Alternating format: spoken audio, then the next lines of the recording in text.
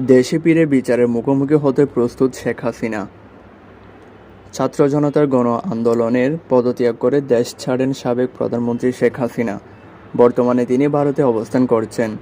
বার্তা সংস্থা রয়টার্সকে দেওয়া এক সাক্ষাৎকারে সজীব ওয়াজেদ জয় তার মায়ের দেশে ফেরা নিয়ে কথা বলেছেন।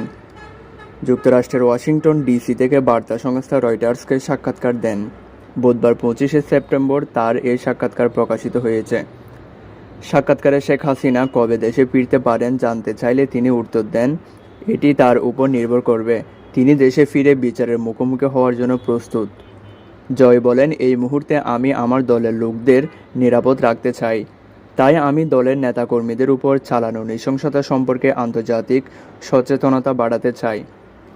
এর আগে গত মাসে এক সাক্ষাৎকারে তিনি বলেন, ছাত্রদের দাবি করা আন্দোলনের নেতৃত্ব দেওয়ার বিষয়ে শেখ হাসিনা বাড়িতে বিচারের মুখোমুখি হওয়ার জন্য প্রস্তুত। এছাড়া আওয়ামী লীগ নির্বাচনে প্রতিদ্বন্দ্বিতা করতে চায় বলেও জানান তিনি। রয়টার্সের প্রতিবেদনে বলা হয়েছে, গত মাস থেকে দিল্লির কাছাকাছি আশ্রয়ে রয়েছেন শেখ হাসিনা।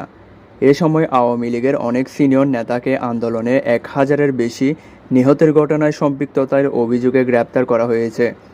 এছাড়া অনেকেই আত্মগোপনে চলে গেছেন। জয় অভিযোগ করেন, শেখ হাসিনা পতনের পর থেকে আওয়ামী লীগের অনেক নেতাকর্মীকে হত্যা করা হয়েছে। তবে এই বিষয়ে অন্তর্বর্তী সরকারের প্রতিনিধিরা এই বিষয়ে মন্তব্যের অনুরোধে তাৎক্ষণিক সাড়া দেয়নি। সাক্ষাৎকারে 18 মাসের মধ্যে নির্বাচনের বিষয়ে সেনাপ্রধান জেনারেল ওয়াকারুজ্জামানের দেওয়া টাইমলাইনে সন্তুষ্টি প্রকাশ করেন। এ সময় প্রত্যাশার চেয়ে অনেক দেরি বলে মন্তব্য করেন তিনি। জয় বলেন, তার দল আওয়ামী লীগ ছাড়া দেশে প্রকৃত সংস্কার ও নির্বাচন অসম্ভব।